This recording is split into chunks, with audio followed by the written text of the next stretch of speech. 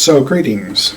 Here we are. We're come together to go into the advanced topics of the various pendulum maps of your subconscious answers to questions that you find difficult answering through your conscious mind. Now, I'm going to proceed by showing successive various map designs that I've made over the years. And we're not going to really exercise the pendulum swing. I'll do a little demo perhaps, but I'm not going to bring up the nature of the questions asked using these as answers, perhaps lightly, but let's just proceed to the maps. And first, with the one that we started with when our exercise for developing the skill of swinging the pendulum, my pendulum. And that was the yes-no axis, and one that serves very usefully in many questions. So here we have, again, that map. And again, exercising it. I'm holding the pendulum over the dead center. There's some bopping through the natural tremor of my hand. Now my subconscious mind is going to add little nudges in the direction of its chosen solution. Or it's going to hear me offering the answer, very literal in this case, and it's going to follow that insofar as me repeating yes, yes, yes, yes, yes, yes, yes, yes, yes, yes, yes, yes. We have a nice one diameter swing built into that. I'm going to change that into no, no, no, no, no, no, no, no, no, no, no, no, no, no, no, no, no, no. Okay, that's merely the repetition of the skill building exercise that I've demonstrated before. And it demonstrates that the subconscious mind, will follow the answer that has been proposed. But we don't generally propose answers, we propose questions, and these reveal those subconscious answers. So we're going to look at some of the variety of answers that are available to you using your pendulum. Yes, no being a prime example. But what if we have something that's a little, more value-oriented? Well, I could have just swapped that over. There we have something that's a spectacular compared to a binary outcome. This is one of 10. One of 10 choices here. And in this regard, I could ask myself, and this again is questions that are prompting my subconscious to answer through this graphic, where I might say, how fast do I normally drive in the freeway? How fast do I normally drive on the freeway? How fast do I normally drive on the freeway? How fast do I normally drive on the freeway? 70. Bingo. So, one map that reveals a multiplicity of possible outcomes and makes sense to the question that's offered and presents a genuine answer, which is to say, yes, I drive 70 miles an hour on the freeway.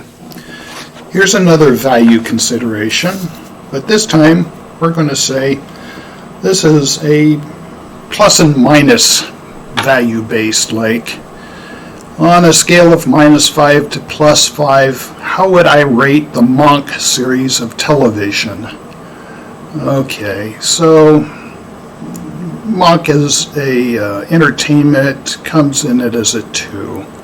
It's not spectacular. Well, you can see by the swing that it's pretty enthusiastic too. Let's just leave it at that. However, if I didn't want to use a number value, I could try it this way. This is phraseologies, and we want to maintain a very small number of words and something that's quite distinct, very clear, from most negative to most positive. Let's say I have an appointment coming up tomorrow. How do I view that appointment? How do I view that appointment? Okay, there's some positive there, some positive, not strictly positive, but it's a good positive feeling that I'm having. So, and there's a simpler, simpler 1 through 4 kind of choice. All those kinds of things. Now we want to get to something that's a little more emblematic, iconic, and that's, how do I feel about this appointment that's coming up tomorrow? How do I feel? How do I feel? What feeling does it bring up in me? What kind of feeling does it present to me? And, well, happiness. Well, that's nice. It is, in fact, not a classic happy occasion tomorrow, but let's say it solves a lot of problems. I won't go into the nature of that. We're moving right along. I could ask, well, here's something. You can place the bob over either one of these, so it can be read. You can use left or right hand to do this. And I'm going to say, which chakra is being activated by my appointment tomorrow? Oh, it looks like my third eye. Well, so I'm seeing something. Tomorrow's activity is going to release the energy of my third eye. We could go into further discussions of that by asking more questions using other maps such as this. But, as I said, we're winging it here, and we're going through personalities now. If I were to hold my pendulum over this, what kind of personality does tomorrow reveal? What kind of personality does it reveal? Well, it looks like it reveals my adult masculine personality. That's what's activated as the third eye at a somewhat positive interpretation. Now this is going to go off the chart simply because, well, this goes to, well, I'll just ask the question, see what pops up. What chess piece am I presenting to you at this moment? What chess piece am I? Well, there we are. I'm the king. Hard to say anything about that, but here we are. If I were to get a little more abstract and say in the world of culture, Downton Abbey. Which of the characters of Downton Abbey do I best model? Which of the characters of Downton Abbey do I best model? Well, looks like the Lord of the Manor. Now, if there was any, if my pendulum sort of wandered around like this and I'm forcing it, it would say, well, it's none of these characters. Then perhaps I would flip the chart to the downstairs and I'd say, well, if I'm not found upstairs, am I found downstairs? And it would say, well, yeah, this character right here. I don't know offhand who he is, but my subconscious does, and I'm going to take my subconscious as lead. So let's see. I think I'm going to call it a wrap with that, and here.